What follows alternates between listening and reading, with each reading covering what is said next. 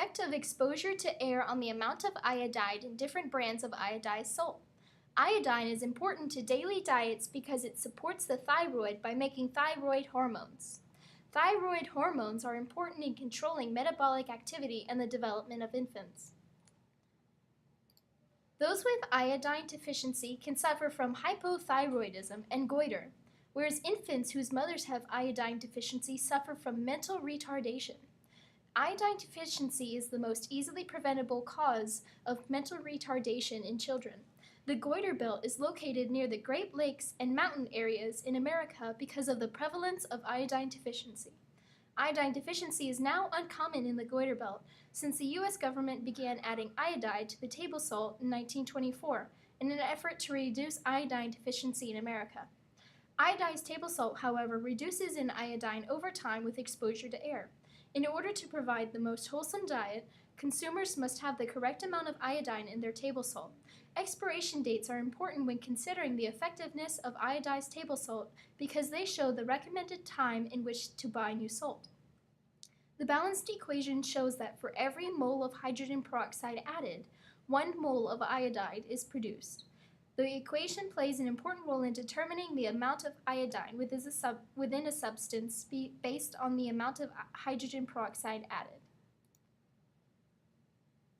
The purpose of finding conclusive data on this subject is to determine the amount in which exposure to air affects the amount of iodine in different brands and kinds of salt. By comparing brands and kinds of salts, a consumer can make the most educated choices on the most effective table salt for their diet. The hypothesis claims that if the samples are exposed to air, then the amount of iodine within the substance will decrease, where the data intends to prove that the substances have less iodide than before and therefore use less hydrogen peroxide. The first data collection occurred 4 months and 6 days before the second data collection, using the same substances and methods. This experiment used Morton's iodized salt, Morton's iodized sea salt, and Kroger's iodized salt as the brands in which to study. To find data, we titrated with a burette, a magnetic stirrer, and flask. The distilled white vinegar and cornstarch solution are the indicators that show the iodine violet color. Iodide has a violet-purple shade, so the goal of the chemical reaction is to bring out the purple in the substance to prove the amount of hydrogen peroxide needed to complete the reaction. For the first data collection, approximately 4 months prior to the second data collection, we yielded the most precise data in Morton's iodized salt. We can tell by the relatively small standard deviation and standard error.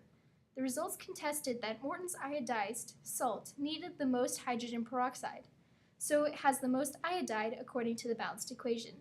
On the graph, we can see that Morton's iodized sea salt has the second most amount of hydrogen peroxide needed, but the amount was closer to Kroger's iodized salt rather than Morton's iodized salt. For the second data collection, the results contested that Kroger's iodized salt had the most iodine in it. However, the average from the first or second data collection has to be false in some sense because the salt cannot gain iodide. The average went from 1.55 milliliters hydrogen peroxide to 16.5 milliliters hydrogen peroxide. The average for Morton's iodized sea salt stayed the same and showed no decrease in the amount of hydrogen peroxide used. The average for Morton's iodized salt decreased the most, going from 18.5 milliliters hydrogen peroxide to 12.4 milliliters hydrogen peroxide used. This leads to believing that Morton's iodized salt decreased the most iodide.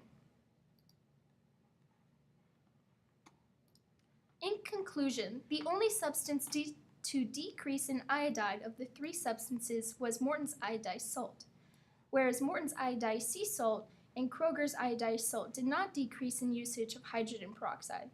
The hypothesis was correct for one of the substances. It is important to know the rate at which iodide decreases per product of table salt in order to have the most successful diet. For someone who needs daily iodide intakes, they should stay away from Morton's iodized salt because the amount of iodide decreased nearly half in 4 months. The other 2 products are okay because they did not decrease in iodide in 4 months.